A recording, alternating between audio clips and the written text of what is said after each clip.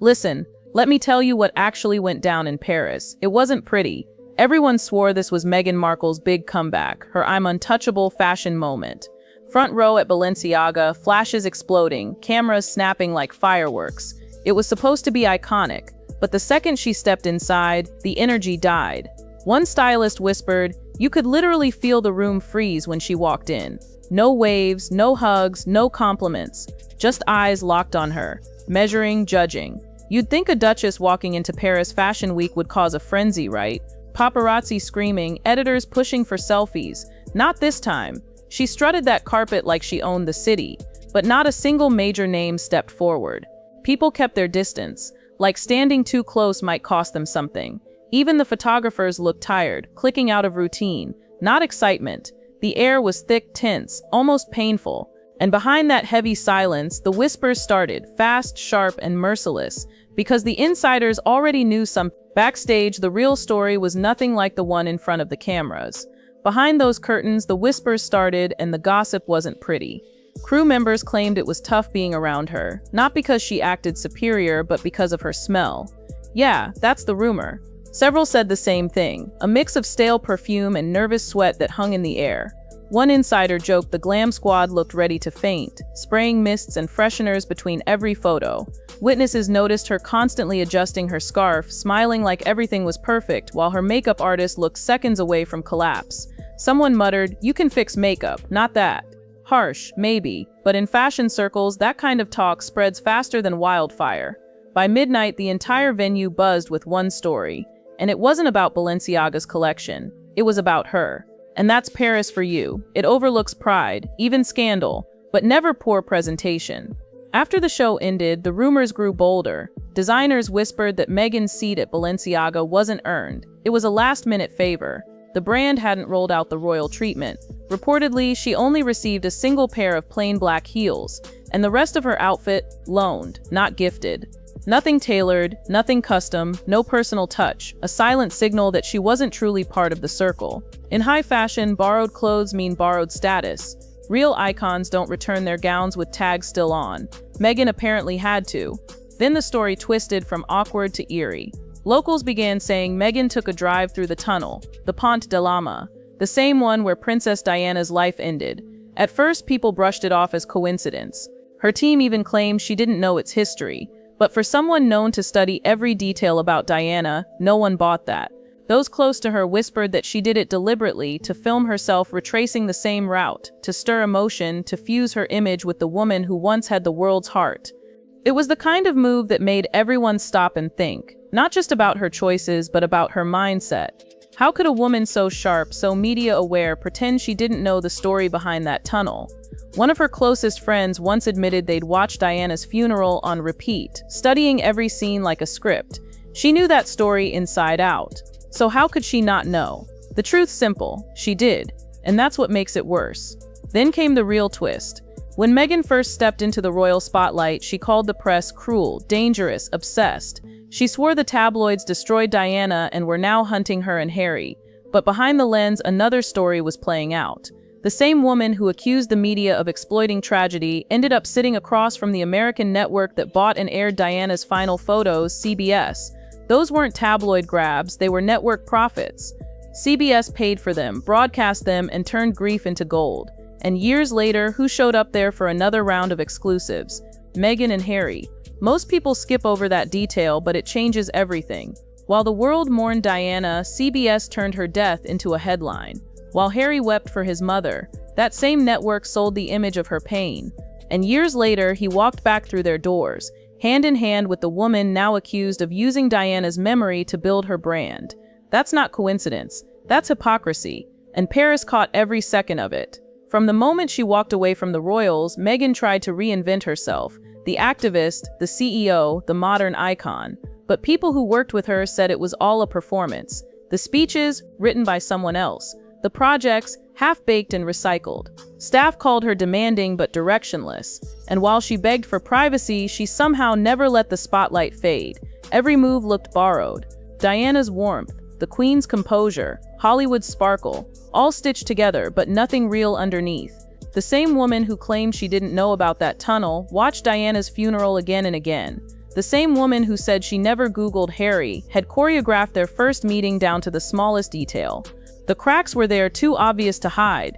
The Paris show was meant to be her grand return, but it turned into her reflection.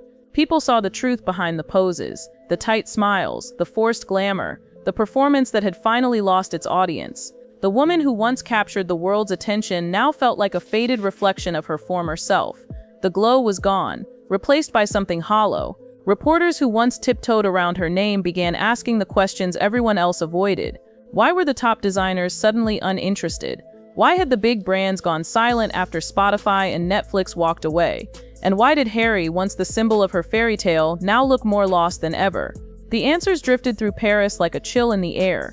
Quiet, sharp, undeniable. The illusion had cracked. The story wasn't magical anymore. Meghan Markle wasn't the mystery. She was the repetition. The headline everyone had already read too many times. This time, no interview could rewrite it. When she finally left Paris, the cameras still flashed. But something was missing. The applause felt forced, respectful, but empty. And behind her, the whispers echoed louder than the cheers. The same city that once adored Diana had no patience for imitation. Paris doesn't reward performance, it exposes it. And that week, it exposed Meghan completely. The world saw what insiders had been hinting at for years. The glamour, the charm, the perfectly posed smile were all part of a script. Behind the designer clothes and the calculated grace was someone worn down, bitter, and done pretending. Maybe she thought Paris would give her the crown back. Instead, it peeled off the mask and left only the truth behind. By the end of that week, Meghan wasn't glowing under the lights. She was trapped in them.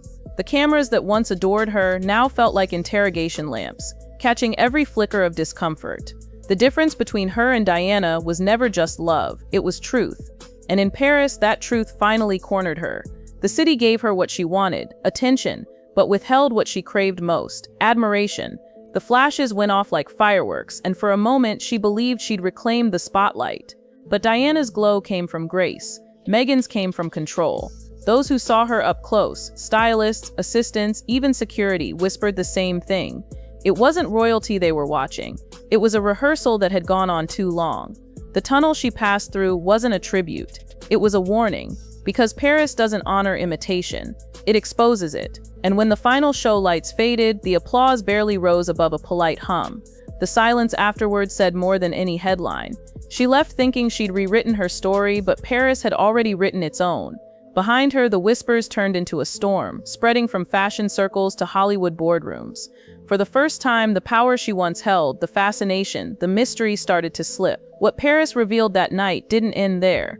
It followed her home, across the ocean, into the studios, onto the red carpets. And soon, everyone who once smiled beside her began to ask the same question. What happens when the illusion breaks and there's nothing left to sell? When Meghan's jet touched down back in California, she expected to find comfort in familiar faces, agents, producers, stylists, the crowd that once called her a star. But this time, the energy was off. The calls that used to light up her phone suddenly slowed. The people who once chased her now replied with, "Let's circle back next quarter." Hollywood hadn't turned on her, it had turned away. Inside the industry, whispers spread faster than her PR team could react. Executives called her too unpredictable, too image-controlled, and behind closed doors, too expensive for what she brings. The Paris gossip hadn't stayed in Paris, it followed her like perfume that wouldn't fade. Stylists quietly declined collaborations. Streaming executives stopped returning calls. One insider joked, she's still invited to the party, just not to the table. Her team scrambled to save face, staging subtle photo ops and friendly leaks. Meghan walking her dogs, Meghan working on something big, but Hollywood saw through it. At one charity gala, a source claimed she was placed at a far corner table, far from the spotlight she once commanded. It was like watching a queen turn spectator. One attendee whispered. Harry stayed quiet, appearing more withdrawn as the pressure mounted. Their smiles looked tighter, their chemistry less convincing. And behind that silence, people started connecting dots. The Netflix slowdown, the dropped projects, the fading interest. The very machine that once built her image now seemed to be dismantling it. Still, Meghan wasn't done. Her team began pushing rumors of a major rebrand. A new chapter, they called it, something that would prove the world wrong. But insiders knew better. One executive put it bluntly. You can't rebrand what people no longer believe. The lights of Hollywood hadn't dimmed. They just moved on. and in the cold glow that remained, Meghan was left standing where no one dared to be, center stage alone, with no one left to applaud. Just when it seemed Meghan's silence might fade the noise, something far worse hit the headlines. A leak. Not from tabloids, not from rivals, but from inside. One morning, whispers spread through media circles that someone from her own circle had shared private messages, voice notes, and details never meant for the public. Within hours, hashtags were trending, gossip accounts dissecting every word. The tone wasn't sympathy, it was shock. The messages painted a version of Meghan that felt colder, sharper, calculating. Suddenly, people weren't talking about Paris anymore. They were asking who she really was. Theories flew. Some said it came from a former assistant. Others claimed a friend she'd recently cut off.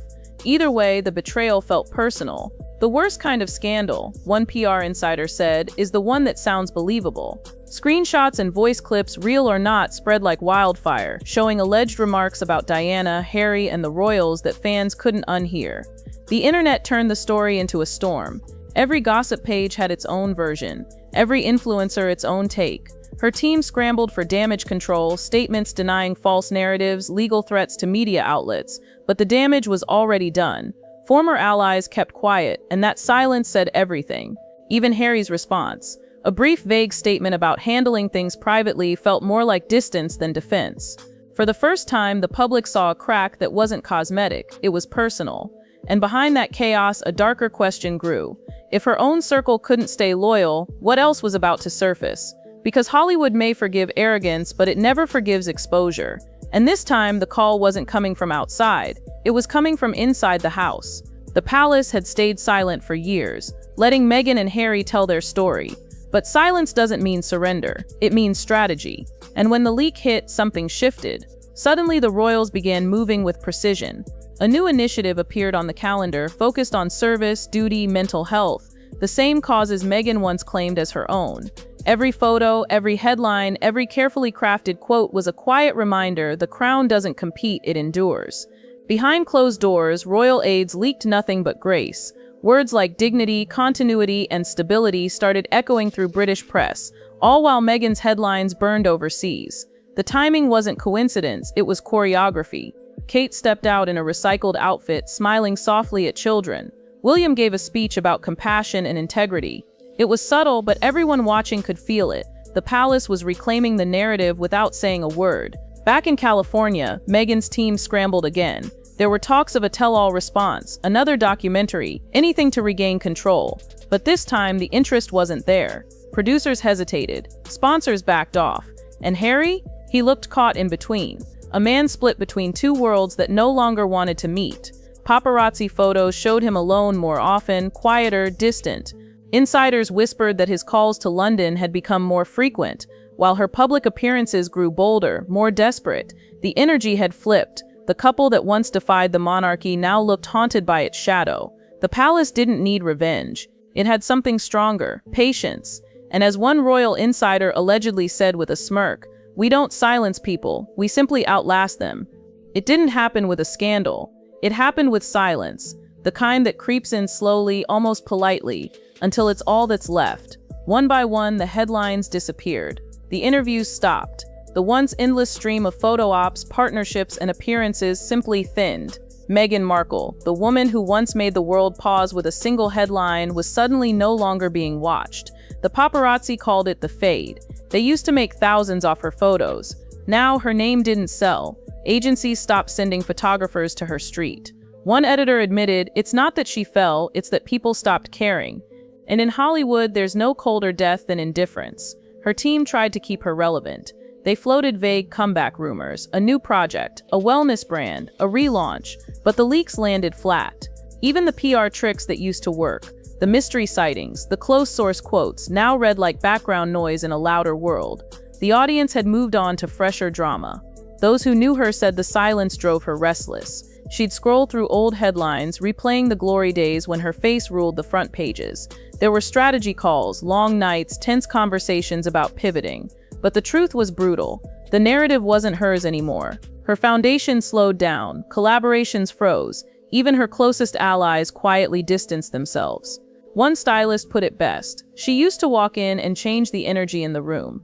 Now she walks in and the room doesn't even notice.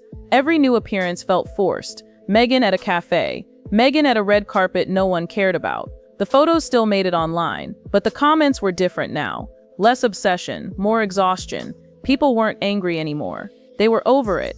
And that's when the fear began to sink in. The fear every star dreads. Not being hated, not being mocked, but being irrelevant. For Meghan, who built her world on being seen, invisibility wasn't peace, it was punishment. Time passed and the silence became permanent.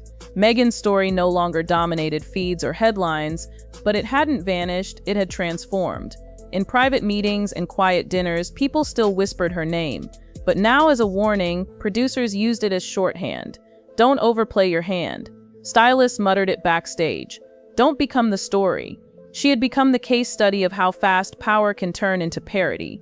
In the industry she once conquered, her name carried weight, just not the kind she wanted. The woman who once symbolized defiance now represented overexposure. Every PR team in Hollywood knew it. The Meghan effect. The rise built on spectacle, the fall built on silence. And yet there was something haunting about her absence. Fans who once defended her still searched her name, hoping for redemption, maybe a new foundation, a book, something that would make it all make sense. But nothing came. Her official accounts went dark. Her team thinned out. Her appearances became rare and tightly managed. When she did appear, it was with that same perfect smile, polished, practiced, but hollow. Behind closed doors, insiders said she still dreamed of one last act, something powerful enough to rewrite the ending. A docu-series, a tell-all, a global campaign, anything that would bring her back to the center of the story. But the truth was cruel. The audience that once cheered her no longer trusted her. The illusion had cracked too many times to repair. Now her name lived in a strange space. Not hated, not loved, just remembered. The woman who once wanted to control the narrative had become one herself. A modern myth about fame, fragility, and the price of pretending too long. And maybe that's how it was always going to end. Not with applause, not with forgiveness, but with silence, the same silence that started in Paris. Because in the end, it wasn't the world that turned on her. It was the truth finally running out of patience. And that's the thing about Hollywood. It never forgets, it just waits for the next fall. Meghan's silence might have ended this chapter, but the whispers, they're far from over. What do you think? Was Paris her final act, or just the calm before her next storm? Let me know in the comments, and don't forget to subscribe because the next story makes this one look tame.